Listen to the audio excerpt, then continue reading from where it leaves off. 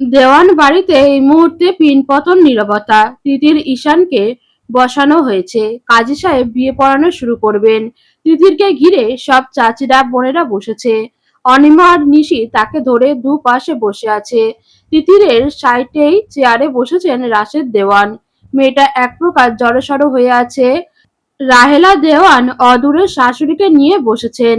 নাইম ব্যস্ত হয়ে ডিএসএলআর নিয়ে বিয়ের ফটো সেশন ব্যস্ত। রাইসুল দেওয়ান বসেছেন ছেলের ঠিক পাশেই। রিশা রোশনি রাফি অবশ্য তাদের বড় ভাইয়ের দলে। তার মহা উত্তেজিত হয়ে আছে এই মুহূর্তে। ঘুরে ঘুরে বারবার বর কনেকে দেখতে ব্যস্ত। কাজী সাহেব ফিরে তাকাতেই রাইসুল দেওয়ানের দিকে বিয়ের কাজ শুরু করবেন অনুমতি চাইলেন। রাইসুল সাহেব মাথা নাড়লেন। কাজী সাহেব হাতের নথিটা খুললেন। গলা পরিষ্কার করে নিলেন খানিকটা। আজকের একটা বিশেষ দিন, পবিত্র দিন। বিয়ে দুটো মনের পবিত্র মিলন, পবিত্র বন্ধন। খোদার তরফ থেকে এটি পূর্ণ নির্ধারিত। ইহকাল পরকালের জন্য এক হওয়া। জনাব রাইসুল দেওয়ান এবং জানাবা রাহেলা দেওয়ান এর বড় এবং একমাত্র পুত্রের সাথে মৃত জনাব হেলাল শিকদার এবং মৃত জনাবা তনয়া শিকদারের একমাত্র কন্যা রেহনুমা আরশাদ তিতিরের ৩০ লক্ষ একটানা দেনমোহর ধার্য করে শুভ বিবাহ অনুষ্ঠিত হবে। কাজী সাহেব তিতিরের দিকে ঘুরে বসলেন। হাঁটু অব্দি লম্বা ঘোমটা টানা, চোখ ছলছল করছে তার। টুপটাপ দুফোঁটা পানি গড়িয়ে পড়ল তার কোলের ওপর। বাড়ির সকলের দৃষ্টি তার ওপর। কাজী সাহেব পুনরায় নাম পরিচয় উল্লেখ করলেন তিতিরকে।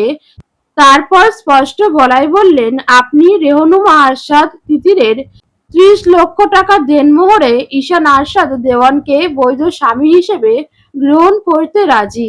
রাজি হলে কবুল করুন। তিতির থমকে থাকে। কথাটা গলার ভিতর দলা পাকিয়ে আসে। বুকের ভিতরটা চিনচিন করছে। বিয়ে প্রতিটি নারীর স্বপ্নের মতো। এই বিশেষ দিনটার অপেক্ষা সকল নারীই করে। হাজার হাজার স্বপ্ন বোনা থাকে, তবে আর দুজন মানুষের বোধহয় এ দিনটা নিয়ে আরো বেশি অনুভূতি কাজ করে। তারা হলো বাবা মা। কাজী সাহেব তার বাবা মায়ের নাম উচ্চারণের সময় মৃত বলার সাথে বুকের ভিতরটা চিনচিন করে উঠল তার। হুট করেই অনুধাবন করল ওই বিশেষ মানুষ দুটো আর এই বিশেষ দিনে তার পাশে নেই, কোথাও নেই, গোটা দুনিয়াতেই নেই। ঝরঝর করে কেঁদে ফেলল তিতির অস্ফুট স্বরে। দু শব্দ বেরিয়ে এলো মুখ থেকে। বাবা মা। কান্নার তোড়ে আর কথা বলতে পারল না সে। ঘরময় সবাই বুঝতে পারল তিতিরের অবস্থা। এক মুহূর্তের মধ্যে সবার চোখই ছলছল করে উঠল। রাহেলা দেওয়ান শাড়ির আঁচলে মুখ চেপে ধরলেন। বাড়ির কর্তাদের চোখের পানি জমল। রাহেলা দেওয়ান উঠে এগিয়ে গেলেন সেদিকে। নিশি সরে গিয়ে জায়গা দিল তাকে। আগলে নিলেন মেয়েটাকে। আলতো চুমু এঁকা দিল ললাটে। ওরা খুব খুশি হচ্ছে মা, খুব খুশি। তোর মায়ের ইচ্ছে ছিল এটা। আজকের দিনে তাদের আক্ষেপে কাঁদলে তারা কষ্ট পাবে না বল। তিতির জড়িয়ে ধরল শাশুড়িকে। রাহেলা মাথায় হাত বুলিয়ে দিলেন। আমি তোর মা না, গোটা জীবন এই দু হাতে মানুষ করেছি। আমার মেয়ে তুই, খুব আদরের। আজকের পর থেকে সে সম্পর্ক আরো শক্তপোক্ত হলো মা। তুই আমার নারীছাড়া ধন, একমাত্র ছেলের বউ। আর আমি কিন্তু তোর শাশুড়ি হতে পারবো না।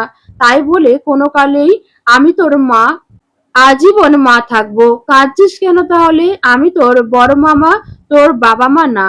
এমন কাঁদলে আমাদের কষ্ট হয় না? আমাদের তো মনে হয় তোর মা বাবা হতে পারিনি তাহলে। তিতিরের অন্তর জুড়িয়ে গেল তার বড় মামনির কথায়। সত্যি তো, এই মানুষগুলো কখনো ওকে বাবা মার অভাব বুঝতে দেয়নি। বিশেষ করে বড় মামা, বড় মামনি। আজ তারাই ওর শ্বশুর শাশুড়ি। এ জীবনে তার কিছু কমতি নেই। রাখেনি তারা। না আদর, না যত্ন, না তো ভালোবাসা। যাদের চলে যাওয়ার তারা চলে গিয়েছে। খোদার বান্দা, খোদা নিয়ে নিয়েছে। এটাই ভবিতব্য ছিল। খোদার মর্জিতে কিসের আক্ষেপ, কিসের আফসোস, যেখানে খোদা এরকম পরিবার দিয়েছে তাকে। তিতির রাহেলার দিকে তাকিয়ে আদুরে ভঙ্গিতে মৃদু হাসতে চাইল। রাহেলা আলতো হাতে শাড়ির আঁচলে চোখ মুছিয়ে দিয়ে অনিমাদের ইশারা করল তাকে সামলাতে। নিজের চোখ মুছতে মুছতে উঠে গেলেন সেখান থেকে। কাজী সাহেব আবারও জিজ্ঞেস করলো তিতিরকে। এবার খানিকটা দম নিয়ে জোরে শ্বাস টেনে নিল তিতির। কান্নার জন্য এখনো ফোঁপাচ্ছে। তারপর সময় নিয়ে ধীরে ধীরে উচ্চারণ করলো, আলহামদুলিল্লাহ, কবুল করলাম। কাজী সাহেব দ্বিতীয়বার বলতে বললেন, আলহামদুলিল্লাহ, কবুল করলাম। এবং সব শেষে তৃতীয়বারের মতন আলহামদুলিল্লাহ, কবুল করলাম। ঘরময় সকলের চোখে মুখে খুশির ঝলক ফুটে উঠল। নাইম সব অ্যাঙ্গেলে ভিডিও ছবি নিতে ব্যস্ত। কাজী সাহেব এবার ঘুরলেন ঈশানের দিকে। ঈশান স্থির হয়ে বসে আছে। এ সময়টাতে পুরুষ মানুষের মনের মধ্যে ঠিক কি চলে সেটা কি নারীর মতো প্রকাশ পায়? পায় না বোধহয়। ক্ষেত্র বিশেষে হাতে গোনা কিছু পুরুষের প্রাপ্তির খুশিতে আবেগের প্রকাশ ঘটতে দেখা যায়। তবে ঈশানের মতো কঠিন মনের পুরুষের হৃদয়ে তার ভাষায় নেহাতই অপছন্দের নারীকে গোটা জীবনের মতো নিজের সাথে হালাল করে বাঁধার অনুভূতি কি হতে পারে তা হয়তো অপ্রকাশিতই শ্রেয়। বলা বাহুল্য, ঈশানের মধ্যে আর একবারের জন্য তাকায়নি তিতিরের দিকে। সেটা কেন, তার হিসেব আমাদের কাছে থোড়াই থাকবে? হতে পারে বউ নামক ওই হালাল নারীটির চোখের পানি তার কঠিন হৃদয়কে ক্ষত বিক্ষত করছে, অথবা অপছন্দের পরিমাণ বেশি হওয়ায় সে চোখের পানির সহ্য সীমার ঊর্ধ্বে। কে জানে, হবে হয়তো কিছু একটা। বাড়ির সব দৃষ্টি এবার ঈশানের দিকে। কাজী সাহেব আবার স্পষ্ট গলায় উচ্চারণ করলেন, ঈশান আরশাদ দেওয়ান, আপনি কি জনাব মৃত হেলাল সিকদার এবং জনাবা মৃত তনয়া দেওয়ান এর একমাত্র কন্যা রেহনুমা হেলাল তিতিরকে ৩০ লক্ষ টাকা দেনমোহরে আপনার বৈধ স্ত্রী হিসেবে কবুল করলেন? ঈশান সময় নিল না, তবে দম নিল খানিকটা, মাথা নাড়ল সে, দৃঢ় গলায় উচ্চারণ করলো, আলহামদুলিল্লাহ, কবুল করলাম। জি, আবার বলুন। আলহামদুলিল্লাহ, কবুল করলাম। আর একবার। এবার ঈশান আর চোখে একবার নজর ফেলল তিতিরের দিকে। তিতির মাথা নিচু করে শাড়ির অংশ ধরে বসে আছে, কাঁদছে। ছোট্ট শরীরখানা কেঁপে কেঁপে উঠছে বারবার। লাল দোপাট্টাখানা একদম অনেকটা সমানে অবধি টেনে দেওয়া। বাড়ি বেনারসিতে গা ভর্তি গহনা নিয়ে আড়ষ্ট হয়ে বসে আছে। জি, আলহামদুলিল্লাহ, কবুল করলাম। ঘরময় সবাই আলহামদুলিল্লাহ আলহামদুলিল্লাহ বলে উঠল। কাজী সাহেব দোয়ার জন্য হাত তুললেন। তিতির হঠাৎ তাকালো ঈশানের দিকে। ঈশান তার দিকে তাকিয়ে কি তাই তো মনে হলো। তীরের সূক্ষ্ম ফলা এসে বুকে লাগলো তার। ঈশান বুঝতে দিল না, ভাবলেশীন ভাবে অন্যদিকে দেখলো। সবাই প্রায় নিঃশব্দেই চোখ মুছল। রিশা, রোশনি, রাফি তিনজন এক প্রকার চিৎকার শুরু করে দিল। খুশিতে ঘরময় ছুটাছুটিতে ব্যস্ত। বারবি এখন বড় ভাইয়ার বউ। বারবি এখন বড় ভাইয়ার বউ। ছোটদের কথা শুনে হাসির রোল পড়ে গেল সবার মধ্যে।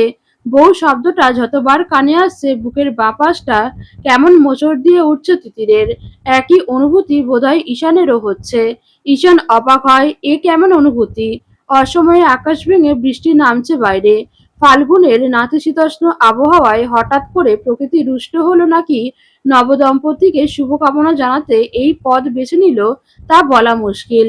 ঘন ঘন বিদ্যুৎ চমকাচ্ছে। অন্যান্য বিয়ে শাদীর থেকে এ বিয়ে ভিন্ন। না আছে কনে বিদায়ের ঝক্কি, না আছে মেয়ে পরের ঘরে চলে যাওয়ার কান্নাকাটি। বাড়ি জুড়ে খুশির আমেজ সবার মধ্যে। ঘরের মেয়ে আজ ঘরের বড় বউ। নয়ন, নিয়াজ, সাজিদ, নাইম মিলে অতিথি আপ্যায়নে ব্যস্ত ছিল এতক্ষণ। খাওয়া দাওয়ার পর্ব মিটে গেছে এরই মধ্যে। তমার পরিবার ইতিমধ্যে চলে গেছেন, তমা রয়ে গেছে অবশ্য। আজকের সে এখানেই থাকবে। নিয়াজ, সাজিদ, ওদের কাউকে যেতে দেওয়া হয়নি। যেতও না, ওরা কি করে যেত? বন্ধুর বাসর বলে কথা, কত দায়িত্ব তাদের। সবাই এরই মধ্যে সুন্দর করে ঈশানের ঘরের ওর বাসরের জন্য সব সাজিয়ে ফেলেছে। ঈশান তিতিরকে পাশাপাশি বসিয়ে খাবার খাইয়ে তিতিরকে নিয়ে যাওয়া হলো সে ঘরে। ছেলেমেয়েরা নানা দুষ্টুমি করবে, এখন যথেষ্ট রাত হয়েছে। বড়রা কেউ আর তাদের আনন্দে বাঁধা হতে চাইল না। সবাই কাজ মিটিয়ে চলে গেল নিজেদের ঘরে।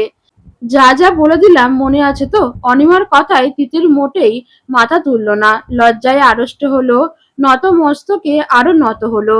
কি সব উল্টোপাল্টা বলা হচ্ছে তাকে। তিতিরের লাজে রাঙা মুখ দেখে হেসে উঠল সবাই। তিতির বসে আছে ফুলের রাজ্যে যেন। পুরো ঘরময় লাল সাদা নানা ধরনের ফুলে সাজানো। দেয়ালের কিনারা ঘেঁষে ক্যালেন্ডারের বহর। ফুলের মধ্যে দিয়ে জড়ানো ফেরি লাইটের সোনালি আলোয় ঘরটা আরো ঝলমল করছে। সফেদ বিছানার ওপর লাল টুকটুকে বউ বসে আছে। হাঁটু অব্দি ঘোমটা টেনে দেওয়া তার। তিতিরের শরীরটা অবশ লাগছে অনুভূতির জোয়ারে।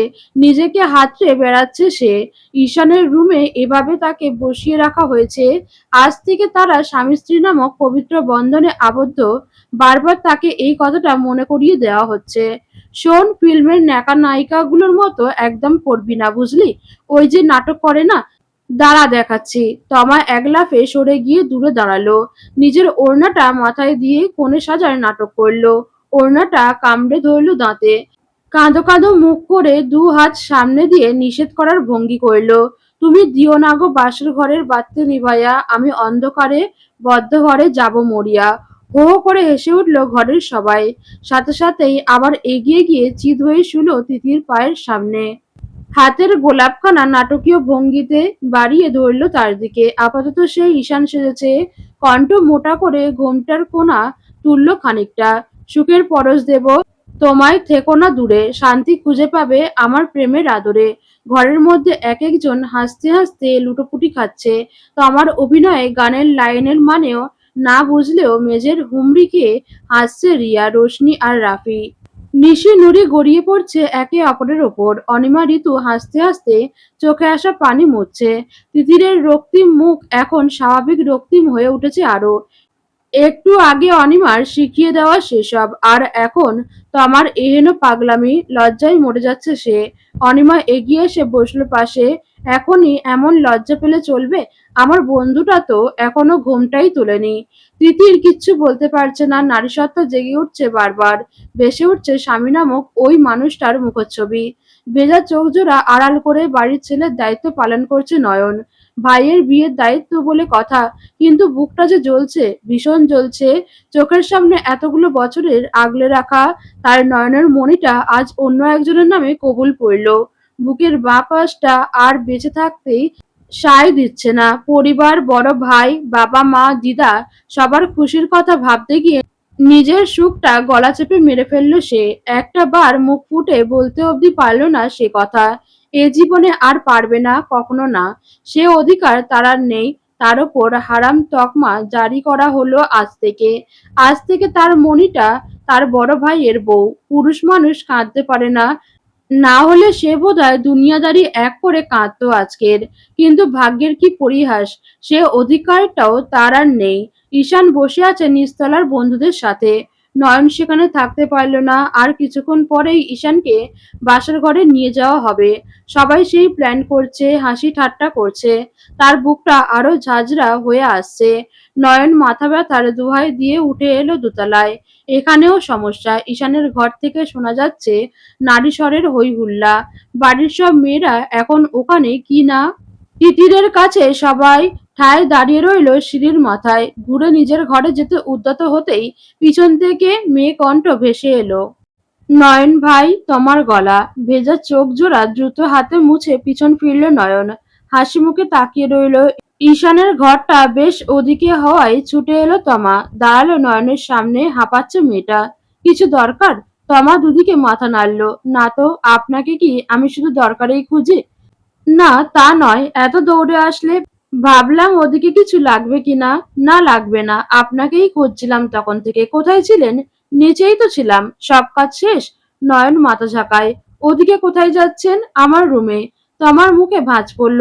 এমা, এখন রুমে কেন? ঘুম দরকার একটু। তমা আকাশ থেকে পড়ল। বলল কি? এখন তো বড় ভাইয়া বাসর ঘরে ঢুকবে। গেট ধরবো না আমরা ভাই বোনেরা? এমনি এমনি বউ দিয়ে দেব? বারবার ঈশানের বউ ঈশানের বউ শব্দটা বিরক্ত করছে নয়নকে। ভয়ানক কষ্ট হচ্ছে। এই যেমন এখন হলো। মলিন হাসলো। তোমরা করো, আমার প্রচন্ড মাথা যন্ত্রণা করছে। তো আমার সাথে সাথে চকিত হলো। দুপায়ে এগিয়ে ব্যস্তভাবে হাত ছোঁয়ালো নয়নের কপালে। নয়নও চমকে গেছে তোমার এহেন কার্যে। পিছিয়ে এলো খানিকটা। এমা, আপনার শরীর তো গরম, ওষুধ খেয়েছেন? তেমন কিছু না, যাও তোমরা আনন্দ করো। নয়ন চলে যাওয়ার জন্য ঘুরল। তো আমার সামনে এসে দাঁড়ালো। খেয়েছেন কিছু? আপনাকে খেতে তো দেখলাম না। খাবার আর ওষুধ নিয়ে আসি কেমন? কোনো দরকার নেই, খেয়েছি। সত্যি তো? হ্যাঁ, এখন যাও ওদিকটায়। আমাকে নিয়ে ভাবতে হবে না। তমা আশ্বস্ত হলো। কি না বোঝা গেল না। তবে নরম গলায় ডেকে উঠল, নয়ন ভাই। নয়ন চলে গেছিল বেশ খানিকটা, আবার ডাকে তাকালো। আমাকে কেমন লাগছে বললেন না তো? খুব সুন্দর। নয়ন আর দাঁড়ালো না। নিজের ঘরে ঢুকে আটকে দিল দরজা। তমা কিন্তু খুশি হতে পারল না। নয়ন ভাই যতই বলুক খুব সুন্দর, সে বেশ খেয়াল করেছে নয়ন ভাই তাকে দেখেইনি আদতে। বসার ঘরের দেয়াল জুড়ে রাজত্ব করা পুরোনো আমলের বিশাল দেয়াল ঘড়ির কাঁটাটা টিকটিক করছে। অন্য দিনের থেকে আজ শব্দটা ঈশানের কানে এসে বেশ জোরে জোরে লাগছে। কই অন্যদিন তো এই শব্দ কখনো খেয়াল করে না সে, শোনাও যায় না। বাইরে তুমুল বৃষ্টি, দরজা জানালা আটকানো থাকা সত্ত্বেও সামান্য ভেন্টিলেটর এর ছিদ্র দিয়েই সেই শব্দ ভেসে আসছে ঘরের ভেতরে। বসার ঘরের সোফায় গা এলিয়ে ফোনের স্ক্রিনে চোখ রাখা ঈশানের। পাশের সোফাগুলোতে বসে আছে নিয়াজ, নাইম, সাজিদ। তারা বিয়ের ছবিগুলো দেখছে, তবে বারবার আর চোখে তাকাচ্ছে ঈশানের দিকে। ঈশানের মধ্যে ঘরে যাওয়ার কোনো তাড়া দেখতে পাওয়া যাচ্ছে না। নাইম খোঁচা দিল নিয়াজের ঘাড়ে। বল না ওকে, বাসর রাতে তেরাটা কি সারা রাত এইভাবে শুধু মুখে বসে থাকবে নাকি? নিয়াজ হতাশ দৃষ্টি রাখলো ঈশানের দিকে। ছেলেটা গাধা নাকি? ওই রকম মোমের মতো একটা বউ বাসর ঘরে রেখে ঠায় বসে ফোন চালাচ্ছে। কন্ট্রোলে দাঁত দিতে হয় শালার। তেরামিতে 1 নম্বর প্রাইজ ওরই পাওয়া উচিত। নিয়াজ উঠে এসে বসলো ঈশানকে ঘেঁষে। সাজিদ, নাইম অধীর আগ্রহে তাকিয়ে আছে সেদিকে। নিয়াজ বেশ গলা নামিয়ে আনলো। দেওয়ান সাহেব কি উপোস ভাঙবেন না? ঈশান বিরক্তি চোখে তাকালো। নিয়াজ সরে বসলো খানিকটা। না মানে বলছিলাম, উপোসের তো একটা সময়সীমা আছে। তাই বলছিলাম, জন্ম থেকে পুরুষ হওয়ার পরও এতদিন ছিলেন, ভালো কথা, পুণ্যের কথা। তবে ওই যে 3 কবুলের পর উপোস ভাঙাটাও কিন্তু পুণ্যের মধ্যেই পড়ে। ঈশানের তপ্ত দৃষ্টিতে গলার স্বরে আরো নামিয়ে ফেলল নিয়াজ। শুকনো ঢোক গিলল। উঠে দাঁড়িয়ে সরে দাঁড়ালো সাজিদদের কাছে। এবার গলা উঁচালো। আঙুল নাচিয়ে কড়া গলায় বলল, তাহলে সত্যি ভাববো উপোস আজকের? সত্যিই রুষার কাছে ভেঙেছিস তুই? What nonsense Niaz! ঈশানের ধমকে নড়েচড়ে উঠল নিয়াজ। জায়গা মতো তীর মেরেছে দেওয়ান সাহেবের চরিত্রে আঙুল তোলা। আজ নিয়াজ বাঁচলে হয়। আমি কেমন জানিস না তোরা, আমি ওরকম মেয়েদের সাথে। Are you kidding me? নিয়াজ দুহাত তুলে থামানোর ভঙ্গিতে বলল, তাহলে বউয়ের কাছে যাচ্ছিস না কেন? ওটাই তো দাঁড়ায়।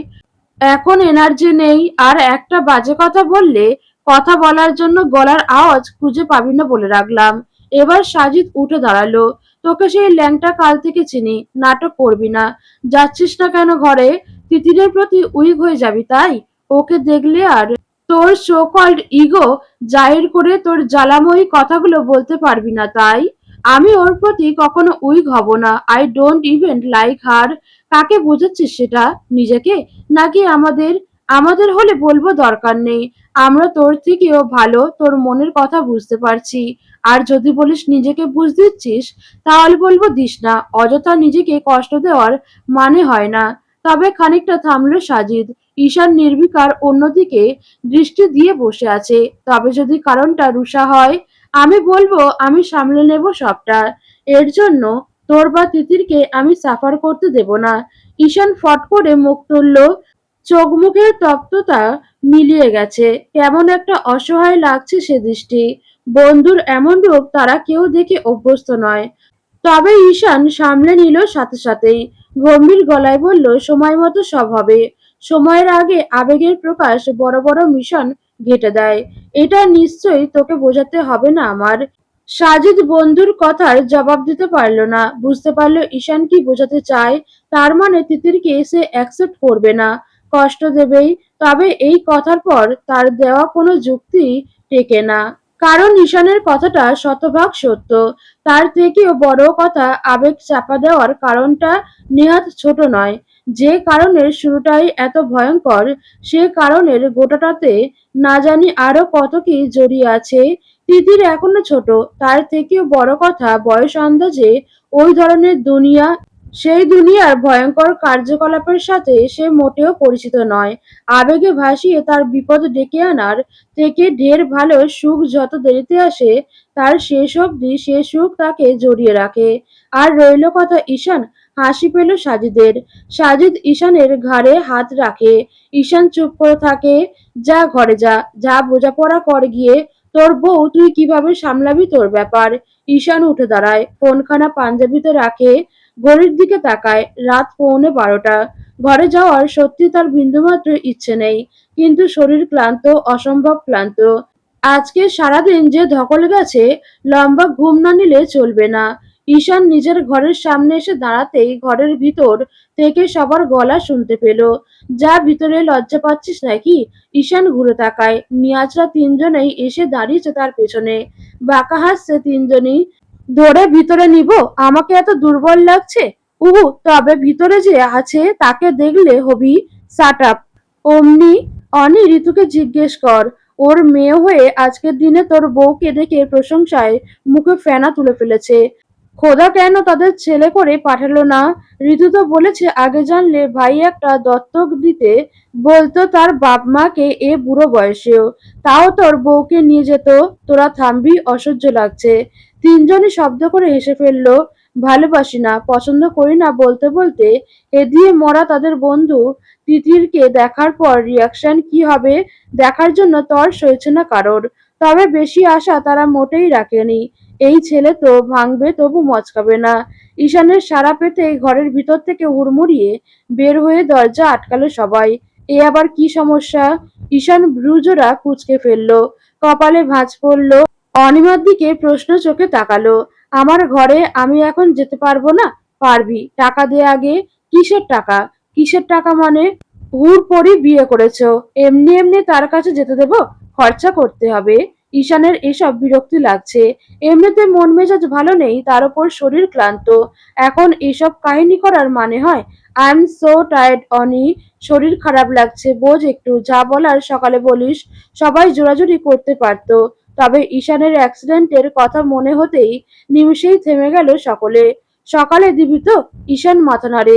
বাকিরা কথা বাড়ায় না, দুজনেই ক্লান্ত। তাদের মতো ছেড়ে দেওয়া উচিত। অনিচ্ছা সত্ত্বেও দরজা ছেড়ে সরে আসে সবাই। বি জেন্টাল, ওকে? বাচ্চা মেয়ে। কথাটা বলেই নিয়াজ দৌড়ে করিডোর পার হয়ে যায়। সবাই অট্টহাসিতে ফেটে পড়ে। ঈশান তপ্ত চোখে দেখে সবাইকে। সবাই এর মধ্যে হাসতে হাসতে যার যার রুমের দিকে যাচ্ছে। ঈশান ধীর পায়ে ঢোকে ঘরের মধ্যে। আলো নেভানো গোটা ঘরের, তবে সারি সারি ক্যান্ডেল পুরো ঘর জুড়ে। হাত বাড়িয়ে লাইটের সুইচ চাপতেই ফেরি লাইটগুলো জ্বলে ওঠে। বিছানাটা তার ফুলের রাজ্য, থরে থরে সাজানো ফুল দিয়ে। সেখানে গুটিসুটি মেরে বসে আছে তিতির। বা পায়ের আঙুল অন্য পায়ের আঙুল চেপে ধরে আছে। হাত কাঁপছে মেয়েটার। ঈশান দরজা আটকে ভিতরে আসে। ঘরের বড় বাল্ব খুলে নেওয়া হয়েছে অগত্যা। এ অবস্থাতেই থাকতে হবে।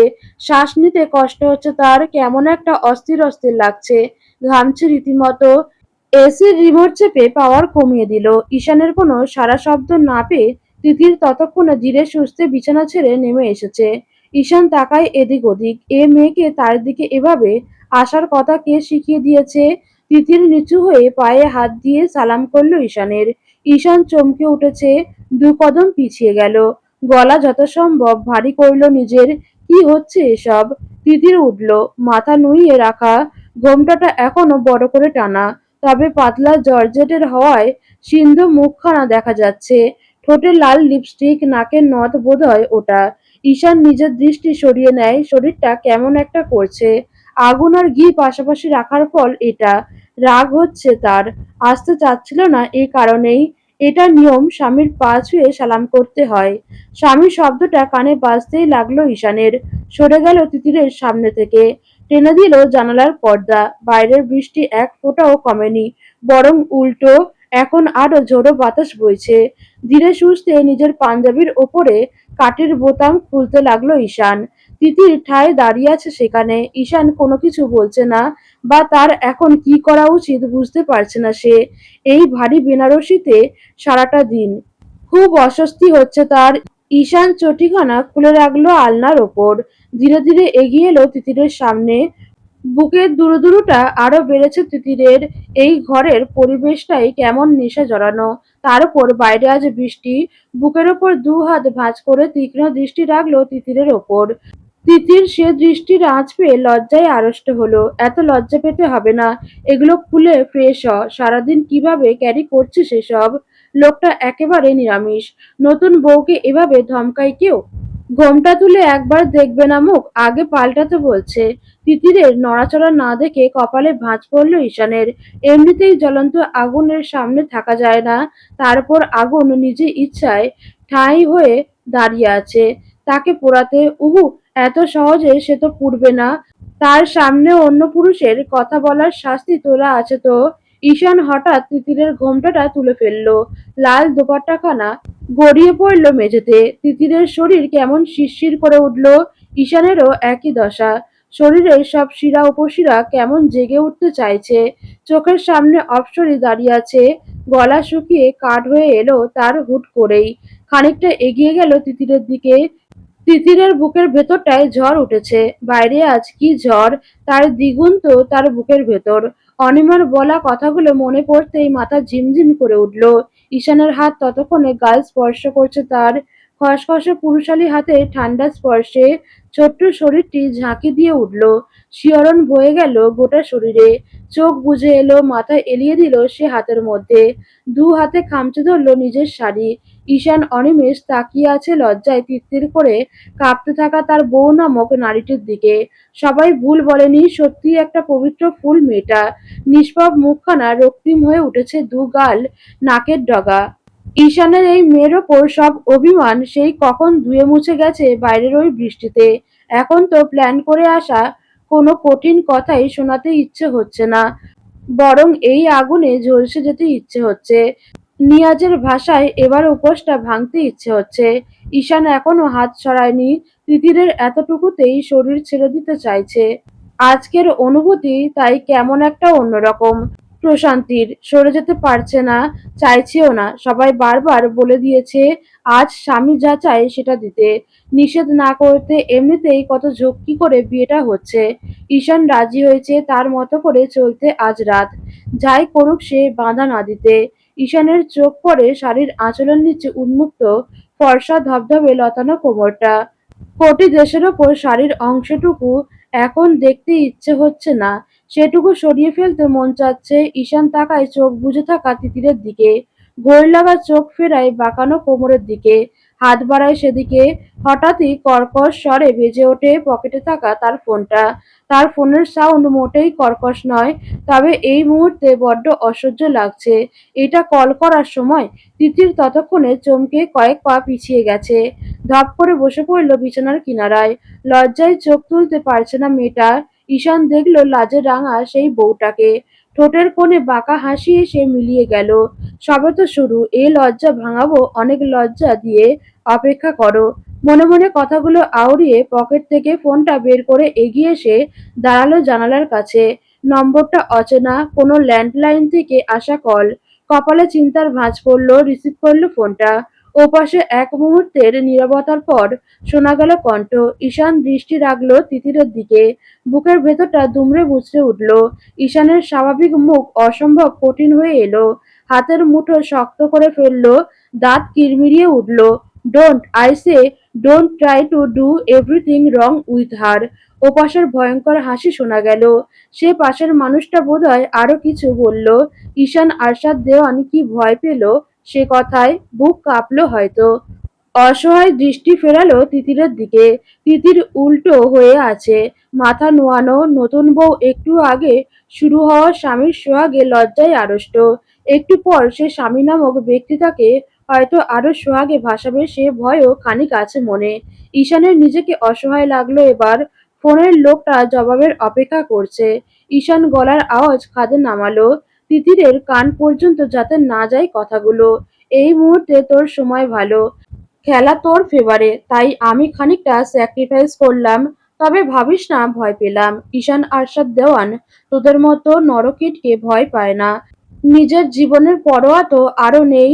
তবে তোরা তো আবার সামনে থেকে খেলতে ভয় পাস, ছুরি মারিস পেছন থেকে। ওকে, আই অ্যাগ্রিড।